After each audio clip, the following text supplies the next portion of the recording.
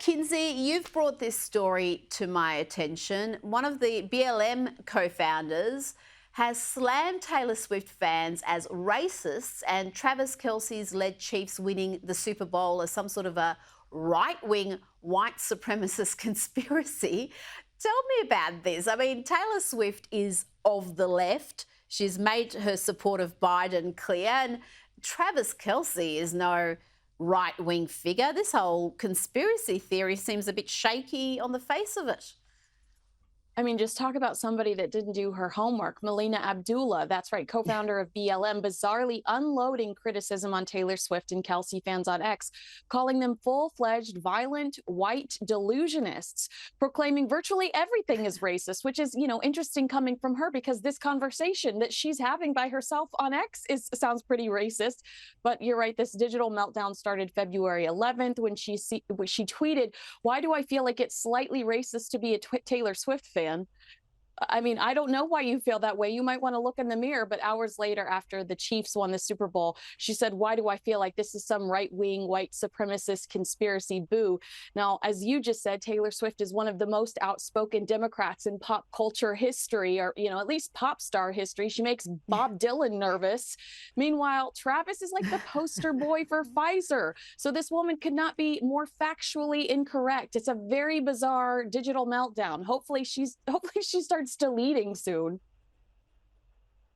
Oh, yes. And Travis Kelce also famously did a Bud Light ad right after their absolute disaster with the trans activist. And that Bud Light ad did not go down well with conservatives either. They are not fans of Travis Kelce, the celebrity. They might like his football team, but they're not fans of his.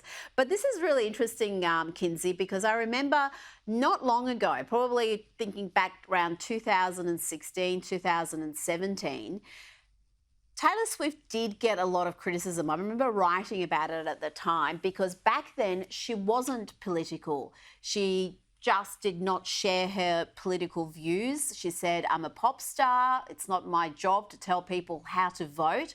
And I thought that was actually admirable. Even if, whether she's conservative or left, it's good to stick to what you're good at.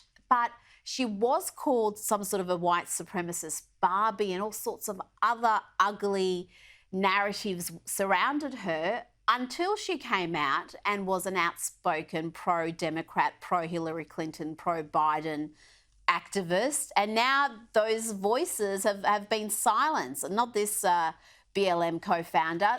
So do you think she got bullied into getting involved in politics with all that bad press she unfairly copped? I think it was around 2017, 2016. I know exactly what you're talking about. And I think it was that, yes, because I remember those headlines. I remember that the kind of the Redditors and some of the conversations that were happening around it.